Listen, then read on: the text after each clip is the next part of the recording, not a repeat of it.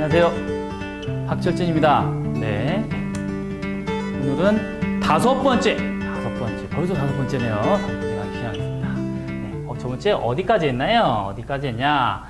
여기까지 했습니다. 황금 분할로 이미지를 촬영하는 법, 아니면 이미지를 보는 법에 대해서 한번 계속 살펴보고 있습니다. 네.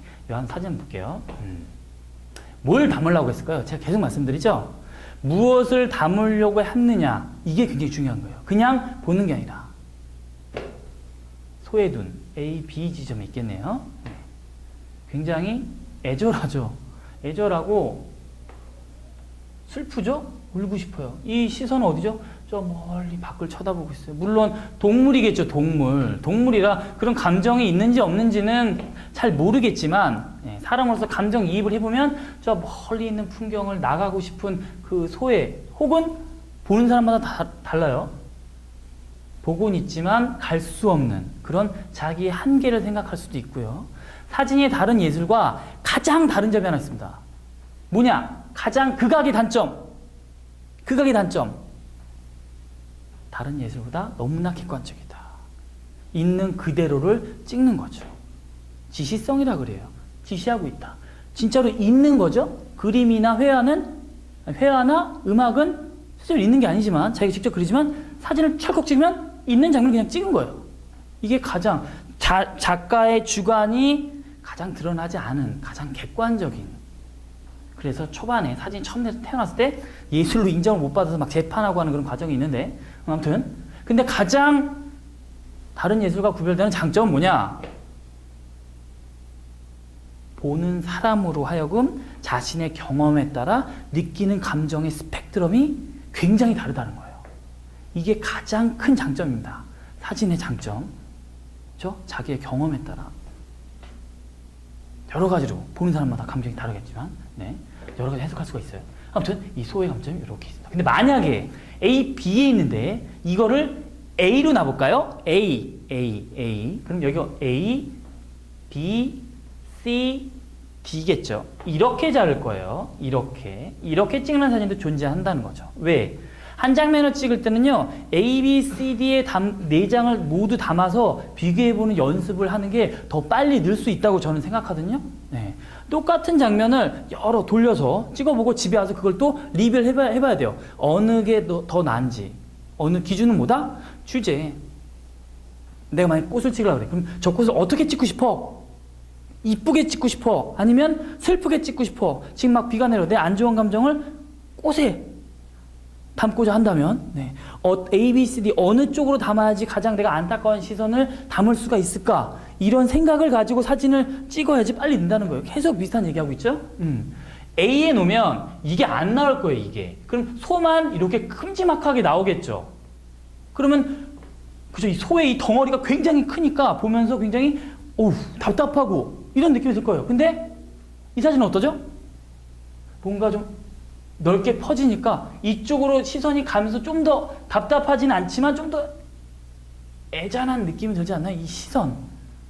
말을 할 수 없지 않고 제가 계속 말씀드리죠? 정답이 없는 강의. 근데 만약에 이 주제가, 만약에 이 소가 밖으로 나가고 싶은 그런 욕망을 담는 게 주제라면 지금 보여지는 이 사진이 더 나을 수도 있다는 거예요. 이 시선 때문에. 근데 A 지점 이렇게 자른다면 그냥 거기서 나가고 싶은 욕망이 아니라 그냥 소의 형태 이 정도? 그리고 눈이 좀 슬퍼 보이네? 요 정도에서 끝나지 않을까. 계속 말씀드리죠? 어떤 생각, 어떻게 저걸 찍을 것이냐를 생각하고 찍는 거랑 아니고 찍는 거랑은 다르다. 다음 사진. 보고 싶다. 가수죠? 제가 몇 년 전에 촬영했던 장면인데 어떤가요? 비주얼 가수. 애절한가요? 시선 방이 어디죠? 이쪽으로 나가야 되는데 막아버렸죠, 제가? 막아버렸어요. A, B로 막아버렸어요. 이거 어떻죠? 되게 답답해 보이죠? 이게 이제 그 애절한 노래, 그 특유의 그 애절한 감성으로 이렇게 노래를 부르는 굉장히 유명한 분이시죠? 그 애절한 감정을, 그쵸? 이렇게 펼치는 게 아니라 앞에 확 막아버려요. 이렇게 앞을 끊어버린 거죠. 그러면서 좀 더 이렇게 답답한 감정을 좀 더 나타내기 위해서 저는 이 앞을 끊어버렸습니다. 이렇게 찍을 수 있다는 거예요. 그러니까 B가 아니라 A, 아까 말씀드렸죠? A, 이렇게. 그럼 앞에 시선이 더 나아 보이니까 좀 더 여유로워 보이겠지만, 이런, 그쵸? 이런 억압되고 답답한 감정을 담고자 할 때는 시선 방향 앞을 잠가버린다. 잠가버림으로써 이 감정을 좀 더 극대화할 수 있다라고 말씀드릴 수가 있겠네요. 그러면 다음 사진, 네, 아까 그 친구의 또 소 시리즈입니다. 소. 많이 제가 이용하고 있죠? 그쵸? 네, 웃네요. A, B, C, D. C에 놨어요. C. 네.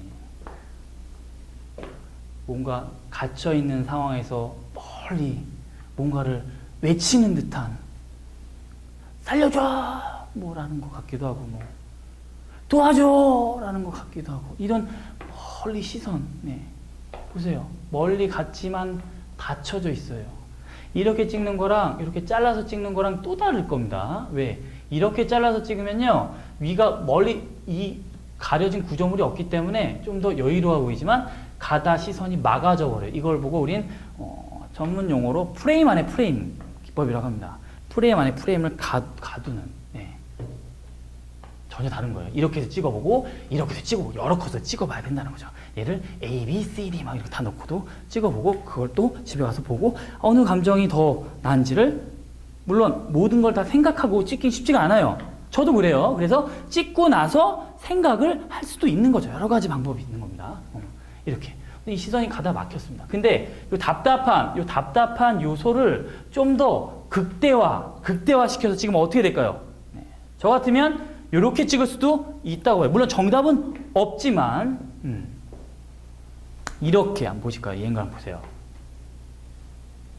좀 더 시선이 확, 그럼 여긴 다 뭐가 있죠? 이쪽에는 막 크레인이 더 덕지덕지 있을 거고, 이 위는 이 천정에 있는 이 천들이 그냥 꽉 막혀 있을 거예요. 더 이 소가 갇혀져 있는 거죠. 더 답답해 보이겠죠? 더 우울해 보이고. 근데 이 구도는 뭔가요? 황금 분할인가요? A, B, C, D. 제가 여태까지 A, B, C, D로 했었잖아요. C는 여기가 아니고 이쯤 돼요. 이쯤. 그럼 이거는 황금 분할이 아닙니다. 황금 분할이 아니에요. 그럼 이 사진이 황금 분할이 아니면 사진이 아닐까요? 가더 이 사진에 이 소에 갇혀있는 이 감정을 담는 데서 이 구도가 맞는 것 같은데, 제가 계속 설명드리죠? 황금 분할을 설명드렸는데 황금 분할이 아니래. 그럼 이게 사진이 아닌가요?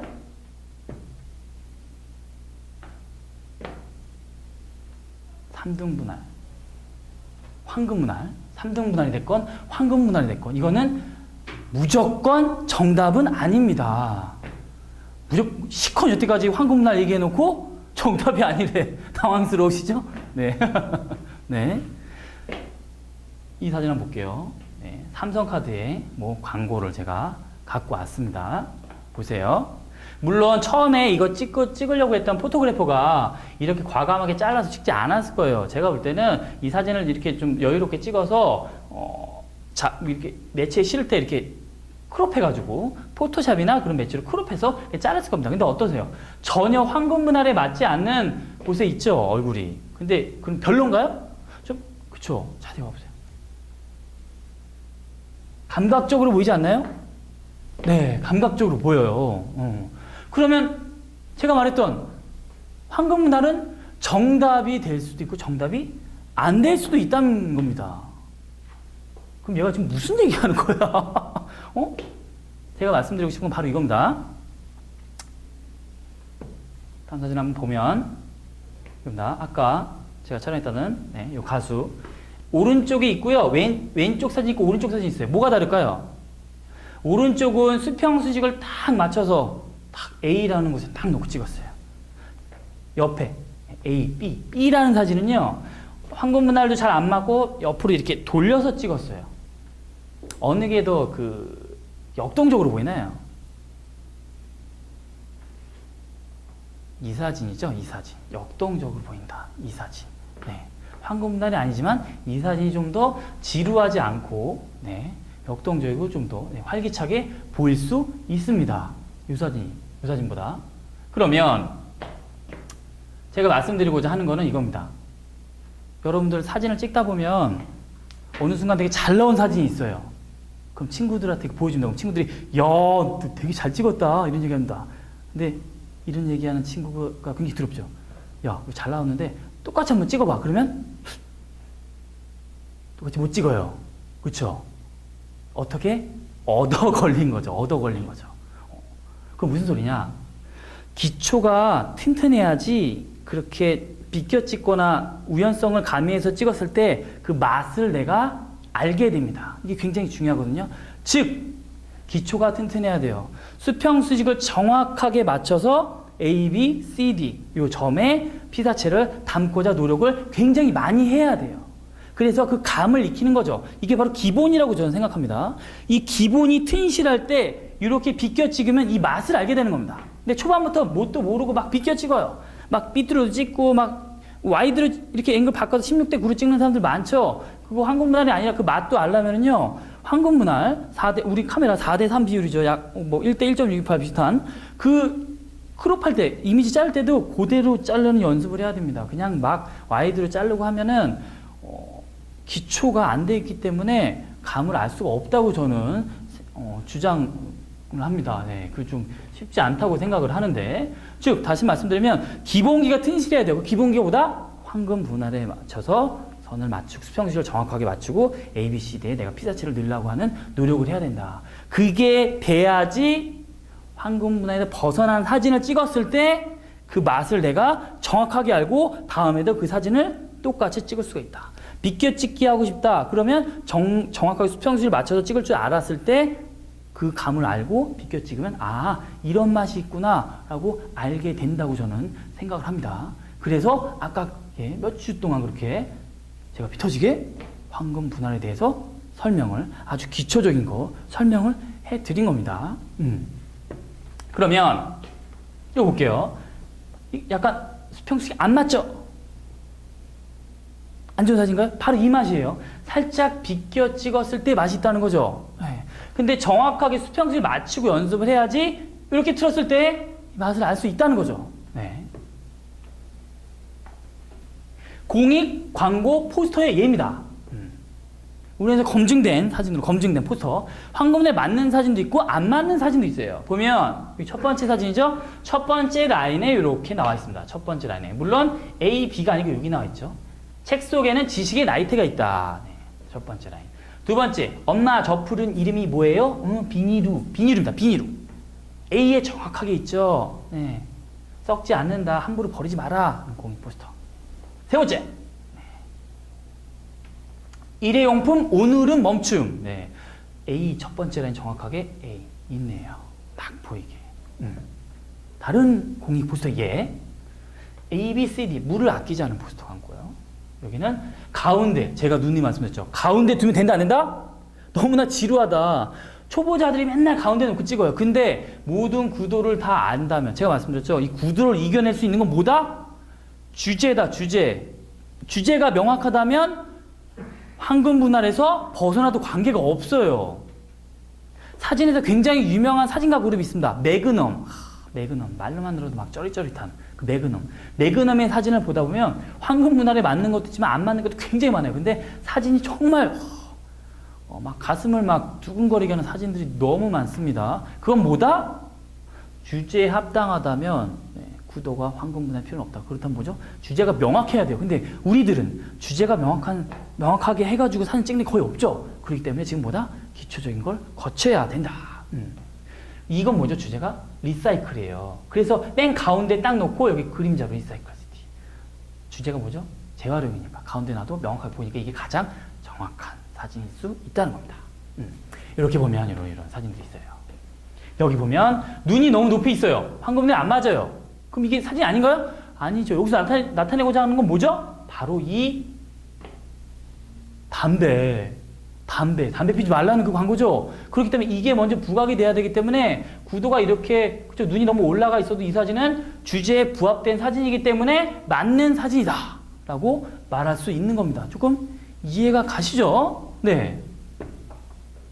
그러면 오늘은 좀 길어지네요. 마무리 지려고 해서 2단계 우리 첫 번째 뭐였죠? 좋은 영상 매체를 많이 본다. 어떻게? 이미지를 생각하면서 볼륨을 끄고 항상 봐야 돼요.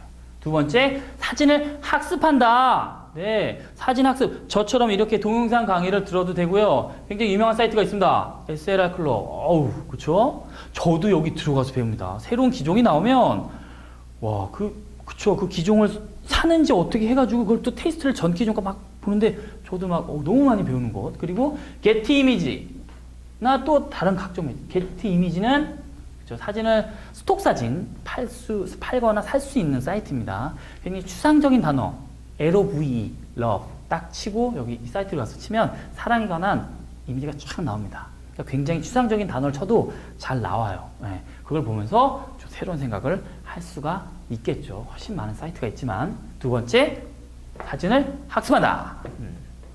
세 번째, 모방하며 사진을 많이 촬영한다. 네, 모방은 창조의 어머니다. 그렇죠? 요즘 어느 기사를 봤더니 제일 크리에이티브적인 사람이 가장 모방을 많이 하는 사람이다. 이런 기획 기사를 본 적이 있습니다. 네, 모방. 제가 만약에 뭐 사진 촬영하고자 할 때 어딜 가요? 그러면 인터넷에 검색해서 그 지방에서 찍은 사진을 한번 봅니다.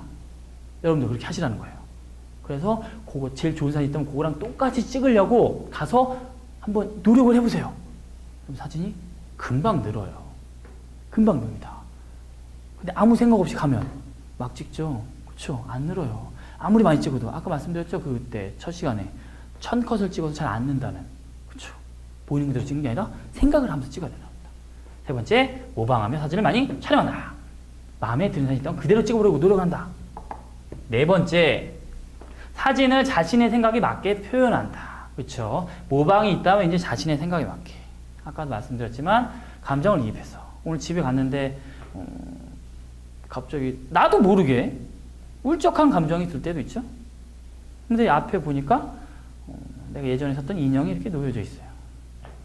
그럼 내 이 울적한 감정을 집안에 있는 소품을 통해서 한번 찍어볼까? 라는 생각을 가지고 찍으면 그게 바로 사진 작가의 시작이에요. 어려운 게 아니에요. 주제는 뭐죠? 나의 울적함, 그 감정을 담아서 찍으려고 하는 노력이 필요한 거죠. 네. 또 제가 5컷을 여러분한테 드립니다. 의자를 찍으라고. 근데 어느 한 친구는 이렇게 찍어요. 각각 다른 의자를 한 컷씩 찍어요. 그런 친구가 있고 또 한 명의 친구는 한 의자를 돌아가면서 5컷씩 찍어요. 누가 더 많이 넣을까요? 누가 실력이 빨리 넣을까요? 그쵸. 두 번째 친구가 많이 늡니다. 네. 이거를 유의하시고요. 그러면 제가 여태까지 말씀드린 어떻게 하면 사진을 잘 찍을까? 단계에 대해서 한번 살펴봤습니다. 근데 이거는요, 순서가 아닙니다. 순서가 아니고요. 그쵸. 좋은 사진 며칠 많이 보는데 이게 끝이 있나요? 없어요. 동시다발적으로 진행됩니다. 항상 이 4가지를 마음속에 유념하면서 사진을 찍는다면 보다 좀 더 좋은 사진을 얻을 수 있지 않을까 생각이 듭니다. 그럼 다음 시간에는 사진에는 과연 천재가 있는가? 그리고 우리 눈과 카메라의 차이점에 대해서 살펴보겠습니다. 그러면